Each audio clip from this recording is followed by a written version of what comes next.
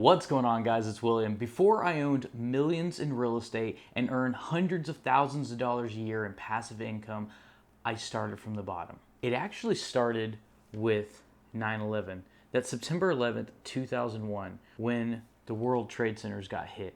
I was actually 16, just about to turn 17 years old. And that's when I really had the first light bulb in life go off and said, this is the path I want to go down, at least at that point in my life.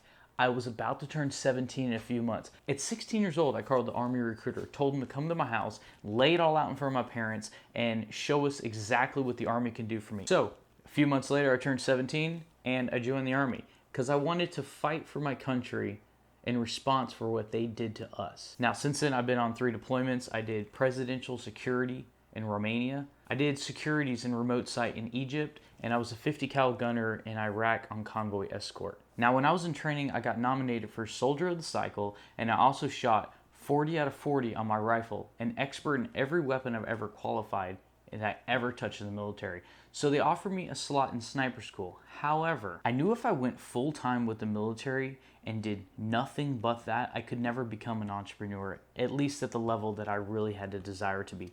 Or I can do my time and then pursue my dreams as an entrepreneur to see what I really can accomplish on my own. So what I did was I became an entrepreneur. I had an extraordinary passion for Japanese sport bikes. And what I did was, as soon as I got back from Iraq, I bought one bike at auction, more of a proof of concept. And I sold that one, then bought 2, then bought 3, then bought 5. And I did this in my dad's backyard. I literally had moved in, and within 1 or 2 weeks, I had started a flurry of bikes, in and out of his backyard. And it was a little bit crazy because the business really took off. I knew how to buy them right. I knew how to sell them right. I knew what people wanted. I knew the year, make, and miles that are best sellers, and took it from there. And I really took off. And I ended up building the largest pre-owned Japanese sport bike dealership in Texas. Here's a picture of my service area. These are the bikes. All the bikes in line you see there are all the bikes that I just got from auction and are waiting to be gone through service department. Here's another picture of the front of the dealership. These are all the bikes on my showroom floor. I could fit just over 100 in there, and I could fit about 125 in the back. And I would basically stay at full capacity at all times. At times we were doing $250,000 of sales a month. And a lot of people think that was the dream, except for I had no life. I had no free time. My family basically never saw me. And after about 10 years, I reached a crossroads. See, the industry was going through a change, and that change was not beneficial to me at all. And it was really coming down hard on me. My employees wanted more money. They were taking more from me on the financing side.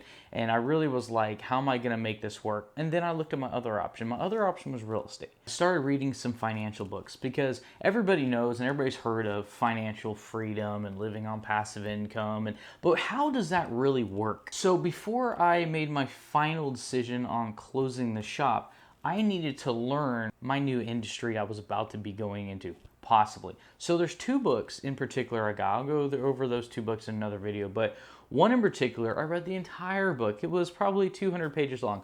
One paragraph changed my life in that book. I read it probably 4 times, and every time I read it slower and slower, just in case I was reading it wrong. One paragraph changed my life. And then there was another book that I got that's wildly famous, and I've literally probably read that book probably 40 times. I'll probably read it another 500 times in my life. So I did it. I closed the shop. I literally quit my job. My business was a job because I was putting in 60, 80, some weeks 100 hours a week into this company. And yes, I was making good money, no doubt, but at what expense? At the expense of everything that's fun in life.